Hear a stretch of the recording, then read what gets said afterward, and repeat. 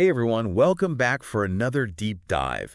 Today we're tackling something that, well, kind of affects all of us, health and wellness, right? Absolutely. It's a pretty big topic. Well, we've got a really interesting mix of sources, actually. Oh, yeah. We've got some, personal opinions, about should smoking be banned in public places? And then we kind of go into the pros and cons, the arguments for and against. Right. And then there's just, straight up, what are the health risks of smoking? Oh, and we also found this vocabulary list. It's got a bunch of terms about, coronavirus and just general health stuff. That's going to be useful. I think a lot of people are still kind of Yeah, getting up to speed with all the new lingo, right? Yeah, for sure. So we'll be diving into all of that. It'll be interesting to see how these sources, how they all connect, Yeah, definitely. Where do you want to start? Well, how about we jump right in with this source that's arguing for banning smoking in public. They basically say, look, smoking's harmful. We got to ban it in public places. It's for everyone's benefit. Smokers, non-smokers, everyone. That's a pretty strong stance. But I guess they have a point, right? Yeah, they're really concerned about the dangers of secondhand smoke, especially for, people who are more vulnerable, like kids or pregnant women. They're much more susceptible to breathing problems, Makes you think about, whose responsibility it is Yeah, to protect public health. right. But, I mean, a complete ban, is that even realistic? Well, the source does acknowledge that it's not easy. How Yeah. do you even enforce it? And then you've got the resources, the money, the people you need to make it work. It's a logistical nightmare, I bet. Yeah, it could be. Maybe it's more about, awareness, educating people about the risks, encouraging them to, smoke responsibly. That makes sense. Do you think that would work better? It might be a good starting point. So are we saying bans aren't the way to go? Maybe encouraging people to make healthier choices on their own is more effective?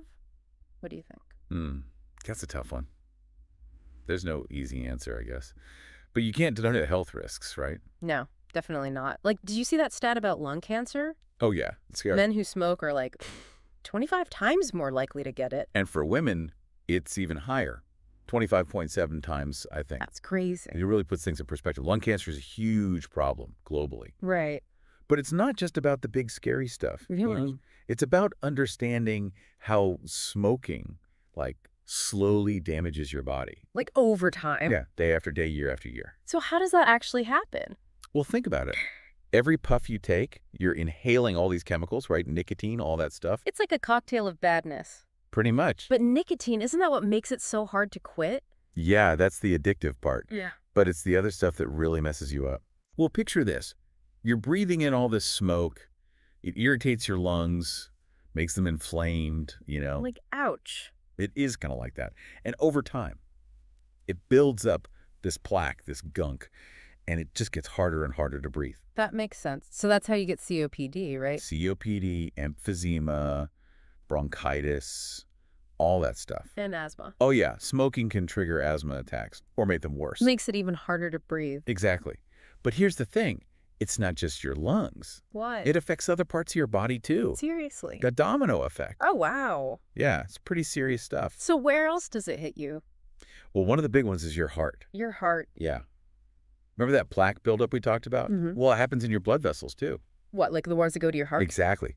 It's imagine your arteries are pipes, Okay. and the plaque is gunk clogging them up. Oh, I see. So the blood can't flow as easily. That sounds bad.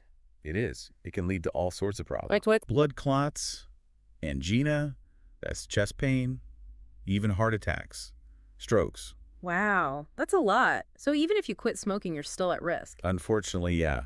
It lowers your risk, but it's still higher than if you never smoked. Man, that's crazy. So it's really a long-term thing. Absolutely. Smoking has a long-lasting impact on your heart. This is heavy stuff. But wait, there's more, right? You mentioned other areas of health, too. Oh, yeah, for sure. We haven't even touched on, reproductive health. What does smoking have to do with that? Well, get this. Smoking can actually mess with your fertility. No way. Both men and women. Both, yeah. I had no idea. It's one of those things people don't always talk about, but it's important. Okay, so how does that work? Well, for women, it throws their hormones off, Hormone. Yeah. and that can make it harder to get pregnant. Wow. And for men, it damages their sperm, lower sperm count, and they don't swim as well. Double whammy.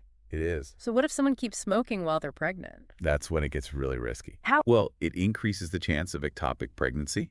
What's that? It's when the fertilized egg implants outside the uterus. Oh, I've heard of that. It's dangerous. And then there's the baby's growth. Smoking can restrict it. So the baby might be born too small or too early. Premature, right? Yeah. And all those chemicals, they can cross the placenta and affect the baby's development. So we're talking like lung problems for the baby. Lung problems, brain problems, even their nervous system. That's scary. It is. And it doesn't stop there. Smoking during pregnancy can increase the risk of SIDS, sudden infant death syndrome. Oh, right. And it can contribute to birth defects, too. Like what? Like cleft lip or palate. Wow, so many risks. There are, yeah. It's a lot to think about. It is. It really is. It's not just about the smoker themselves. It affects everyone around them, especially their kids. Yeah, it's pretty intense when you think about it that way. Like, you're not just hurting yourself, you know? Right, exactly. Okay, well, I think we need a little break from all this heavy stuff. How about we switch gears for a minute? We found this vocabulary list, remember? Oh, yeah, the one with all the coronavirus terms. Yeah, and just general health stuff, too. It's pretty interesting, actually. I think it's super useful. Like all these new words that have popped up, It's like we all had to become epidemiologists overnight. Right, exactly. But seriously, understanding those terms, it helped me make sense of everything. Me too. Like reading the news, talking to people, even just making decisions about my own health. Yeah, knowledge is power, right? Totally. So what were some of the words that stood out to you?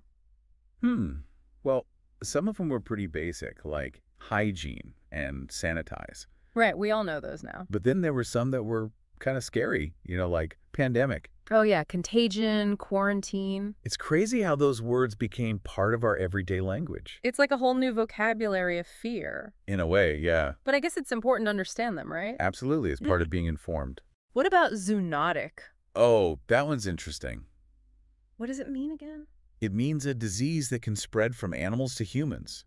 Oh, right, like COVID. Exactly. Makes you realize how connected we are to animals, you know? Yeah, it's all part of the same ecosystem. So what else was on the list? Well, there were some terms related to like chronic diseases. Chronic diseases? Yeah, like heart disease, diabetes, things like that. Oh, right. And then there was a whole section on mental health. Mental health, that's important too. It is, yeah. We tend to forget about that sometimes. I know. It's like we focus so much on the physical stuff, but mental health is just as important. Totally. So what were some of the mental health terms? Well, there were the obvious ones like stress, anxiety, depression. Yeah, those are big ones these days. They are, unfortunately. It's like everyone's dealing with something. It seems that way. But it's good that we're talking about it more now, you know? Yeah, it's important to break the stigma. For sure. And actually, this brings us back to smoking. Smoking. Yeah, the list also included terms like addiction and withdrawal. Oh, right. It's a reminder that smoking isn't just a bad habit. It's a real addiction. Exactly. It's a physiological and psychological dependence. That makes it so much harder to quit. It does. It's not just about willpower. Nope. It's a lot more complex than that. So what do you think? Is this vocabulary list helpful? I think so. Definitely. It gives you the language you need to talk about health issues. Right. To understand what you're reading, what you're hearing. And to ask the right questions. To be an informed patient, right? Exactly. You know, one thing we haven't talked about is the economic impact of smoking. Oh, right. Yeah, It's not just a personal health issue, it's a societal one, too. Totally. All those smoking-related illnesses, they cost a fortune to treat. And then there's the lost productivity, people missing work. It all adds up. It's like a ripple effect. It is. It affects everyone in the end. So we need to think bigger than just individual choices, right? Yeah, we need policies that promote healthy lifestyles and prevent smoking in the first place. Prevention is key. Absolutely.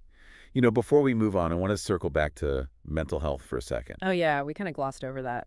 I know, but it's really important. It is. We need to talk about it more. We do. And we need to create a culture where it's okay to ask for help. That's so important. It is. Like, there's no shame in seeking help for your mental health. Not at all. There are therapists, counselors, support groups. Yeah, there are lots of resources available. And remember, you're not alone. Definitely not. So we've covered a lot today. We have. It's been a pretty deep dive. Smoking, health vocabulary, mental health. It's all connected. It really is, isn't it? What are some of the key takeaways for you? Well, I think the biggest one is that our health is multifaceted. Multifaceted. Yeah, it's not just about physical health or mental health. It's about everything. It's about our choices, our environment, our relationships. It's about the big picture. And I think it's also about taking responsibility for our own health. Yeah, being proactive, making informed decisions. That's what it's all about. It's like a giant puzzle, you know, all these pieces fitting together. Yeah, it's amazing how it all connects. It really is. So where do we go from here? Like, what do we do with all this information? Well, I think the first step is awareness, right? Mm. Understanding the risks, understanding the choices we make. Right, and taking responsibility for our own health. Exactly. It's about being proactive, making informed decisions. And it's about supporting each other, Right. right? Like creating a culture where it's okay to talk about these things. Absolutely. Whether it's physical health, mental health, we need to be able to have open conversations. And we need to be kind to ourselves, you know? It's not about being perfect. It's about progress, not perfection. Exactly. And remember, there are resources available if you need help. Doctors, therapists, support groups. Yeah, you don't have to go it alone. So, as we wrap up this deep dive, I want to leave you with a question. What can you do to create a healthier world? For yourself, for your loved ones, for your community. It's a question worth thinking about. It's a challenge we all face. And it's a journey we're all on together. Thanks for joining us. Until next time.